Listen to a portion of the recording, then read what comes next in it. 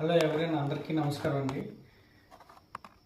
ఈరోజు మనం చెప్పుకో టాపిక్ ఏంటంటే సైబర్ నేరాల్లో ఒకటైన ఏటీఎం కార్డ్ స్కిమ్మింగ్ ఫ్రాడ్ అండి. Skimming device fraud. ఇవి ఎక్కువగా మన ఇంటి పక్కలు కానీ మన స్నేహితుల్లో కానీ ఎవరైనా అరే మామ 2 రోజుల క్రితం నా అకౌంట్లో డబ్బులు కట్ అయిపోయి అంతా అయిపోయిన తర్వాత చెప్తుంటారు.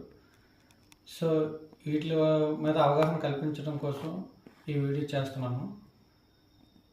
ATM card skimming device fraud ఏంటంటే మనం ఏటీఎం సెంటర్కి వెళ్ళకముందే ఈ సైబర్ నేరగాళ్ళు ఏటీఎం సెంటర్కి వెళ్ళి స్కిమ్మింగ్ డివైస్లు ఇన్స్టాల్ చేస్తారు. సో మనం యథావిధిగా రోజు ఎప్పుడు డబ్బులు తీసుకునే దీనిగా ఏటీఎంకి వెళ్తాం, డబ్బులు తీసుకుంటాం, వెళ్ళిపోతాం. కానీ మనం స్వైప్ చేసినప్పుడు ఈ కార్డు ఉపయోగించినప్పుడు మన డేటా అంతా ఈ స్కిమ్మింగ్ డివైస్లోకి ఇన్స్టాల్ అవుతుంది. సో ఈ ఇన్స్టాల్ అయిన డేటాతో వీళ్ళు డూప్లికేట్ కార్డ్ తయారు చేసి 2-3 డేస్లో మన అకౌంట్లో అమౌంట్ ఖాళీ చేస్తారు.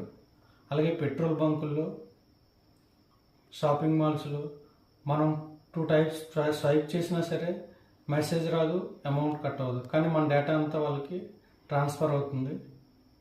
సో వీటిపైన మనం ముందుగా అవగాహన చేసుకుంటే ఈ మోసాల నుంచి మనం తప్పించుకోవచ్చు. వీటికి సొల్యూషన్ ఏంటంటే యూపీఐ ట్రాన్సాక్షన్స్ వాడడం ఒకటి. అలాగే కార్డు పెట్టిన స్లాట్స్లో ఏదైనా ఈ స్కిమ్మింగ్ డివైస్ ఏమైనా ఉందా లేదా మనం చెక్ చేసుకోవాలి. అలాగే ఎవరైనా అనుమానాస్పదంగా నిలబడి మనం ట్రాన్సాక్షన్ చేస్తున్నప్పుడు చూసారంటే వారికి పిన్ నెంబర్ ఎంటర్ చేయకూడదు. ఆ టైంలో పిన్ నెంబర్ ఎంటర్ చేసేటప్పుడు చెయ్యి అడ్డు పెట్టుకుని ఎంటర్ చేయడం. అదేవిధంగా ఓటీపీ, పిన్, సివి నెంబరు ఎవరితో షేర్ చేసుకోకూడదు.